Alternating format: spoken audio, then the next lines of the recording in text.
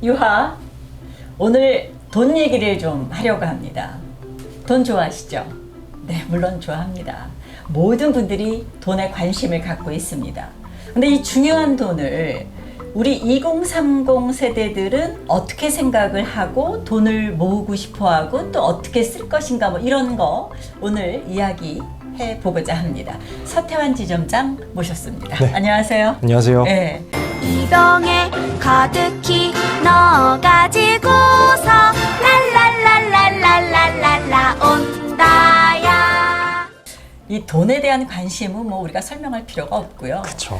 제가 이제 우리 제자들도 보면 이제 졸업해서 나간 그 친구들도 그렇고 2030 세대들이 굉장히 깝깝하거든요. 네, 맞아요. 뭐 어떻게 해야 될 것인가. 그래서 네. 한탕주의라 그럴까요? 요즘에 뭐 다 아시니까 네네네. 비트코인도 그렇고 네. 또 뭐 주식도 그렇고 예. 하지만 제대로 알고 좀 돈에 접근하자. 그쵸. 오늘 부탁드리겠습니다. 힘나는 데까지 네. 하겠습니다. 그럼 어떻게 하면 돈을 모을 수 있을까? 2030을 좀 중심으로 먼저 말씀해 주실래요? 사실 저 같은 경우에도 2030 세대이고요. 그러시죠. 예. 돈을 모은 지 저도 한 6, 7년 된, 7, 8년 정도 된 사람으로서 그런 것 같아요. 한탕주의라고 말씀하셨지만 뭐 비트코인이나 주식 이런 게 나쁜 건 아닙니다. 네. 사실 말씀하셨던 것처럼 제대로 알고 네. 제대로 계획을 잡고 기준을 잡아서 하는 사람이 대다수가 아니라는 거죠. 예. 그래서 수익을 보고 성공하신 분들은 약간 일부분인 거고 나머지 분들은 제대로 못해서 실패하는 부분도 많은 것 같은데, 일단 제가 보기에 가장 중요한 거는 네. 조금 비루한 얘기일 수 있겠지만 재무 목표를 먼저 설정하는 게 중요할 것 같기는 합니다. 근데 돈도 없는데 무슨 재무 목표를 네. 세워요? 그쵸. 네. 그러니까 뭐 이런 거죠. 아까 제가 말씀드렸던 것처럼 코인으로 성공한 사람도 있고 주식으로 성공한 사람도 있고 다 방법이 다르겠지만 예. 그런 분들의 가장 큰 핵심은 본인들이 어느 기간 동안 얼마를 모아야겠다라는 확실한 목표를 갖고 거기에 지속적인 관심을 투입했다는 것부터 시작인데요. 대부분 제가 강의를 하거나 아니면 이렇게 상담을 할 때 보면은 돈 왜 모으고 싶으세요? 라는 질문했을 때 제대로 대답하는 사람이 하나도 없는 것 같아요.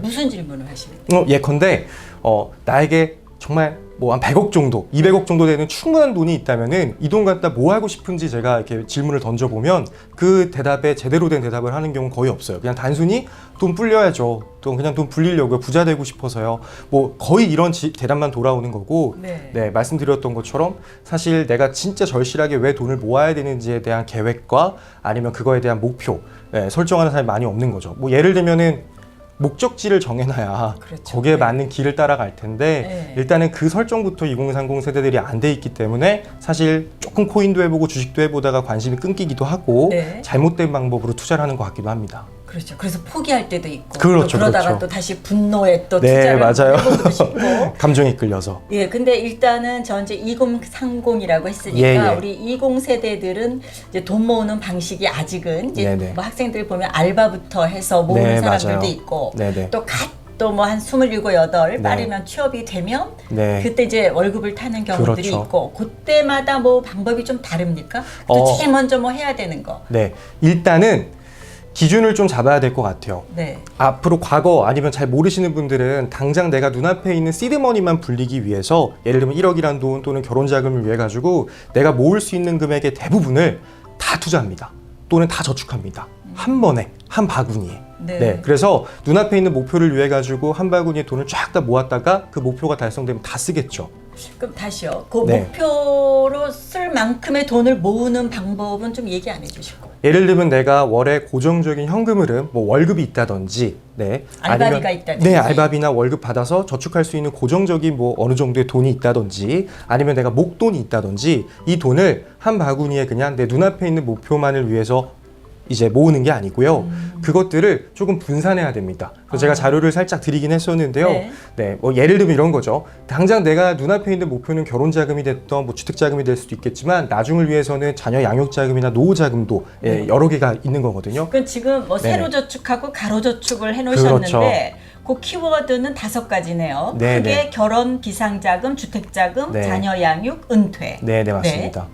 자, 이 목적 자금을 예를 들면 세로로 모으게 된다면은 그냥 눈앞에 있는 목표만을 위해서 계속 이제 모으는 거겠죠. 네. 사실 그러면은 이 도합해서 월에 75만 원, 뭐 월에 80만 원 이렇게 써놨긴 했는데 되게 많은 비용이 사실 들어가요. 네. 대신 이걸 가로로 눕혀가지고 모으기만 해도 사실상 월에 내가 들어가는 현금 흐름이 훨씬 더 작아집니다. 훨씬 어떻게 효율적인 한번 거죠. 해봐주세요. 예를 들면은 내가 이제 모을 수 있는 금액 중에서 결혼자금, 월에 네. 75만 원 결혼자금으로 모으고, 네, 예를 들면 월에 20만 원 정도는 비상예비 자금으로 모으고. 잠깐요. 근데 이제 결혼을 3년 앞둔 사람 정도예요? 그렇죠. 아, 뭐 네. 예를 그냥 네네, 그렇게 든 네. 겁니다. 네.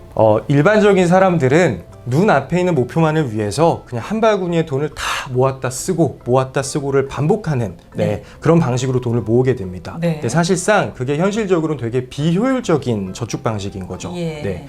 그리고 지속 가능하게 이 저축과 투자를 이어나갈 수가 없어서 가장 처음엔 이런 거예요. 내가 결혼을 언제쯤 하고 싶으니까 네. 이 결혼 자금을 위해 가지고 얼마를 모으고 싶다는 목표를 설정한 다음에 뭐 예를 들면 내가 지금 월에 고정적인 현금 흐름이 얼마 있다든지 네. 알바비에서 네. 또는 이제 일을 해서 그 모을 수 있는 금액 중에 일부분을 결혼 자금으로 이렇게 모으게 되고 네. 또 일부분을 비상예비 자금으로 모으게 되고 또 일부분은 주택 청약 같은 상품을 이용해서 주택 자금으로 모으게 되고 네. 또 일부분은 나중에 먼 미래겠지만 은퇴 자금을 위해서 지금 내가 모을 수 있는 금액을 나누어서 모으기 시작했을 때 네. 사실상 그 기간의 힘을 빌려가지고 돈을 모은다고 전 표현하는데 저게 이제 가로 저축이군요. 그렇죠. 그게. 네. 예를 들면 결혼자금, 세로저축 같은 경우에는 굉장히 짧게 재무 목표를 달성할 때까지 돈을 모으는 거거든요. 예. 그럼 이 돈이 불어갈 시간이 없어요.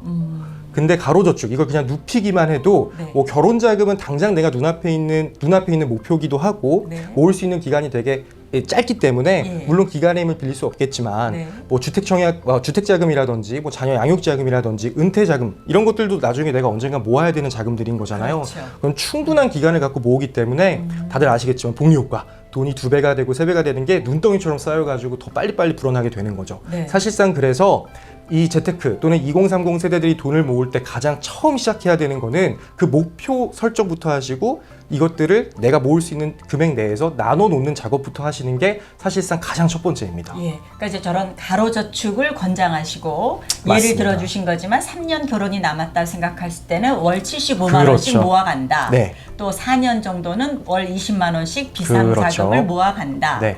또 이제 전세를 얻던 또 그 중에 결혼을 한 뒤에 그렇죠. 집을 살려고 할 네, 때는 네. 14년 정도 길게 잡고 월 98만 원씩을 모아간다. 네. 아 이거 좋네요. 네, 맞습니다. 자 그러면은요 지금 말씀하신 이제 가로저축 방법으로 네. 뭔가 목표와 이런 계획을 세우고 네. 한다 했을 때 이제 연령도 이제 20대 한 초반 뭐 또 후반 30대 네. 초반 중반 좀 다르긴 한데 네네. 제일 먼저 좀 해나가야 될 금융 상품이 있다면 일단은 저희가 목표 설정했으니까 이제 네. 실제로 내가 그럼 어떻게 돈을 모으느냐가 궁금하실 것 같아요. 네네.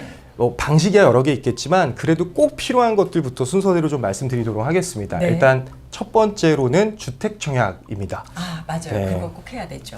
다들 사실 하나씩은 갖고 계실 거예요. 네. 근데 잘 모르시는 분들은 갖고 있다가 해지해서 네. 지금 없으신 분도 있으실 것 같은데 사실 주택 청약은 1인당 하나밖에 가입이 안 되는 금융상품으로서 네. 나중에 집을 살 때 정말로 필요한 부분이 많기 때문에 당장 가지고 있어야 됩니다. 그게 조금씩 다르죠. 뭐 네. 민영이냐 뭐 공공이냐 다르지 않나요? 네, 맞아요. 일단 주택 청약을 왜 하는지 간단히만 말씀드리면 목돈을 모아서 나중에 이제 아파트 분양이 나오지 않겠습니까? 네. 네, 분양이 나왔을 때 거기에 대해 우선순위를 매기는 겁니다. 그렇죠. 네, 네. 점수제로 우선순위를 매겨서 그 청약을 들어가는 우선순위대로 내가 집을 이제 마련할 때 이 청약을 깨서 사용할 수 있게끔 만든 금융상품인데 네. 사실 그 기준이 3가지가 있어요. 점수가. 다들 아시겠지만 첫 네. 번째로는 무주택 기간이고 두 네. 번째로는 부양가족 수, 세 번째로는 이 주택 청약의 가입 기간입니다. 네, 지금 화면에 나가고 있는데 저런 정도로 이제 보시는 관심 있는 분들이 찾아보면 되는 거고 그렇죠. 보통 뭐 한 2만 원씩 드는 경우도 있고 조금씩 다르죠. 맞아요.